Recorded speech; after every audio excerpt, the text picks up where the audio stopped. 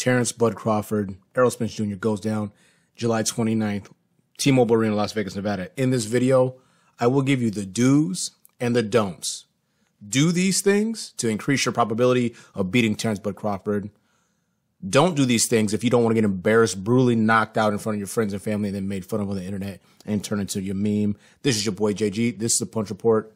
Let's go. Like I said before, y'all, welcome back to the channel. This is your boy JG. This is the Punch Report. Quick, fast, and in a hurry. Bud Crawford, the do's and the don'ts. Do these things, you win. Don't do these things and avoid getting knocked out.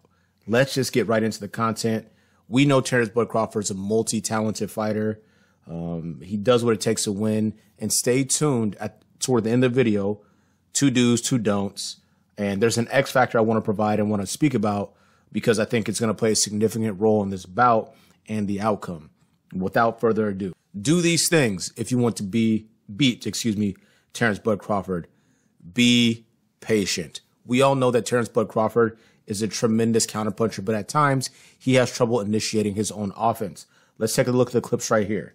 This is against Aegis Kaviaskis, a fight that many think that Terence Bud Crawford was dropped in. But if you pull up the clip right here, you see the moments where Kaviaskis is having success against Bud Crawford is when he is waiting, feinting, and then allowing Bud Crawford to commit his body weight forward and then catch him with counter punches of his own.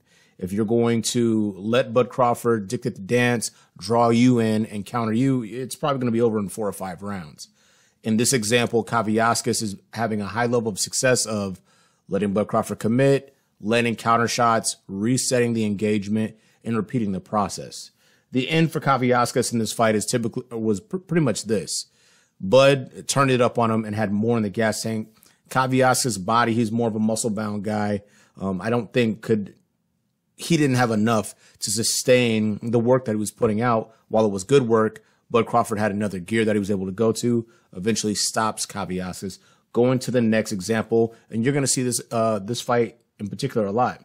David Benavidez, once again, being extremely patient, allowing Bud Crawford to close the distance himself, and then countering effectively.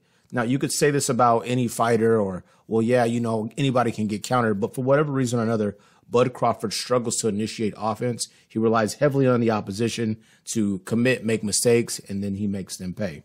If you want to have an opportunity to beat Terence Bud Crawford, you have to be patient. Do not rush your work. Do not overcommit. Allow him to initiate offense and then capitalize on his mistakes. Moving right along, if you want to beat Terence Bud Crawford, go to the body. 147 pounds, Bud Crawford, not as mobile as he used to be, whether that's because it's by choice, he wants to trade shots, or he wants to prove a point, or whatever the case may be. More mobility, more footwork at 35 and 40. At 47, he's been stepping 2 guys and putting damage on them and being involved in high-level exchanges. The body's going to be significant, especially knowing that he's going against a guy like Errol Spence, because Errol Spence is a tremendous body puncher, but low-key, Bud Crawford has shown some vulnerability to the body going back to the David Benavidez fight. Excuse me, the Jose Benavidez fight. Shout out to David Benavidez. Great victory over Caleb Plant. Jose Benavidez fight, 1 leg, coming off a gunshot wound, still live, still fast hands. Go back, watch the fight. Even the color commentary had a lot to say about the success Benavidez was able to have rounds 1 through 6. Everything after that was Bud Crawford essentially ascending on him and eventually stopping him. But if you take a look at the shot right here, gorgeous body shot right to the belt line of Terence Bud Crawford. Gets him to hesitate for a moment, adjust his shorts, and then reset. Jose Benavidez is not Errol Spence Jr. Errol Spence Jr. is a tremendous body puncher, and we know if he finds those opportunities, and he likely will, to put damage on Bud Crawford, it does 2 things. Slows the legs down and shortens the gas tank.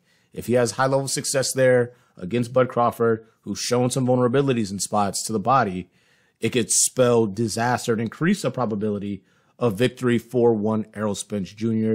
Those are your do's. Be patient, go to the body. Here is what you would like to avoid if you're fighting Terence Bud Crawford. Absolutely do not live at mid-distance range, in the middle distance. You need to be on the inside, which could be a risky proposition, or on the outside, setting traps and establishing your game plan. If you live at mid-distance, I will show you exactly what happens against Bud Crawford. Going back to the Jose Benavidez fight, Benavidez has success in spots, gets comfortable, goes high guard, and you just see here, Bud Crawford is going to just pepper you with combinations, use variety, go upstairs, go downstairs, and brutalize you and break you down systematically and then get you out of there. If you want to go over to, and this is one of my favorite highlights ever because it's just beautiful work, Shawn Porter, Bud Crawford. Porter had moments in this fight. He looked really, really great. Go to the clip right here. He gets caught in the middle, committing, half step back by Bud Crawford, and then picking and choosing his shots. Now, some will say, well, what is he landing and this and the other?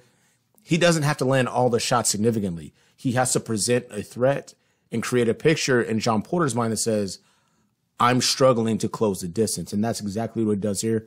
Perfect footwork, great half step back, and deploying very, very creative offense, landing combination shots up top. If you live in the middle against Bud Crawford, it's going to spell disaster. And as just for a quick little bonus for a Bud Crawford, living in the middle results in this thing. If you go to the ropes and languish against Terence Bud Crawford, you're going to get stopped. Arrow, whoever. If you think about Jeff Horn on the ropes, stop. John Molina at 40, stop, languishing on the ropes.